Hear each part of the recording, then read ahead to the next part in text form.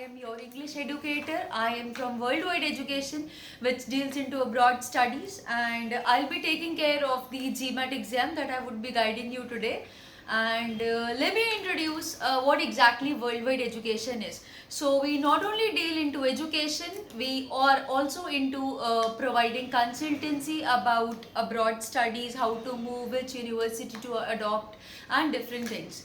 And today I am here to explain you about GMAT exam. It is very commonly heard, not only accepted in India but also across the world. And this is very frequently taken by the management students who want to pursue their management courses in abroad. So let me introduce what exactly GMAT is. As can be seen in the screen, Graduate Management Aptitude Test, which is divided into three parts. First is reading comprehension, then there is a critical reasoning part, and apart from it, the very important part is sentence correction that deals into basic to advanced grammar. And after these three sections, there is also one more part that constitutes of the verbal part, that is your AWA. AWA is just for the writings, just to assess the students' writing skills, and it is specifically known as analytical writing assessment. So today I would be starting from the very basic but very important part, that is reading comprehension, what is known as RC. And talking about the reading comprehension, it is not as easy as ABC that you guys are acquainted with, but yes, something that you have a basic knowledge of, that you must have done in your school or your college level. So as the name speaks, reading comprehension, we need to read the stuff and get the information and then find the answers to the relevant questions asked in the paper. But there are few strategies that need to be learned, and at the same time there are few techniques, few tricks that to be adopted. Why? Because if we talk about any competitive exam, there are two skills to be required. One is speed and another one is accuracy. Both needs to be work hand in hand, because if I say will work on speed, then somewhere you guys may lack in accuracy, or if I say that work very accurately, so it's a time consuming activity, and it's a competitive exam where time is a prime factor. So I would request you kindly focus on the techniques, tricks, strategies that we would be discussing in the coming part. So let's move and discuss more into about reading comprehension. So moving ahead, let me just give a very brief format about what verbal and what quantitative part is all about. So let's look at the screen.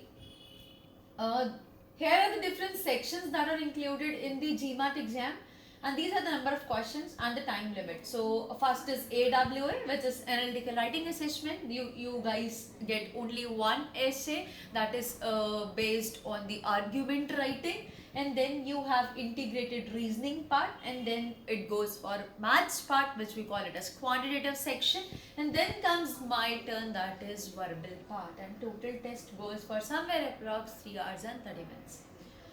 Moving further, if I just talk about my part being an English educator, I would guide you about the entire verbal section, not only just about the reading but also about the writing section. So in reading, we'll be starting first with the reading comprehension, and then we would move towards the sentence correction part, and then they would gradually move to critical reasoning. Now, if I talk about the very important section, that is for sure the grammar, which itself includes 16 number of questions. And talking about the reading comprehension, there are 15 number of questions, and if I talk about the critical reasoning, there are some approx 11 number of questions. So if I talk about the weightage in terms of their importance, so that is certainly with grammar part.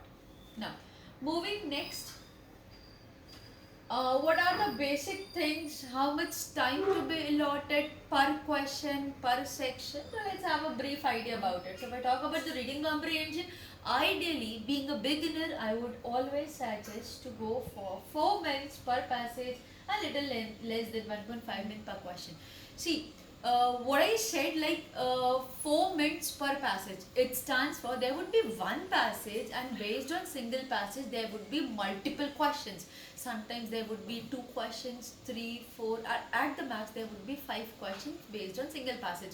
So, to read the passage strategically, you would somewhere require approx 4 minutes of time.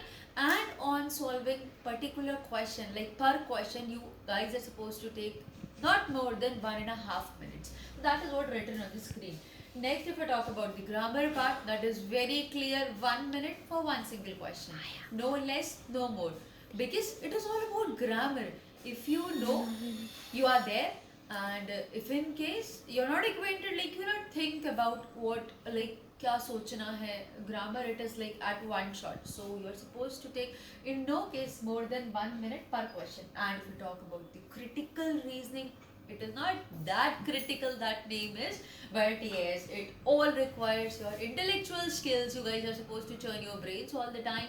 So yes, it is for sure 2 minutes per question. Now you people must be having a question in their mind, like why just 2 minutes per question in CR? It is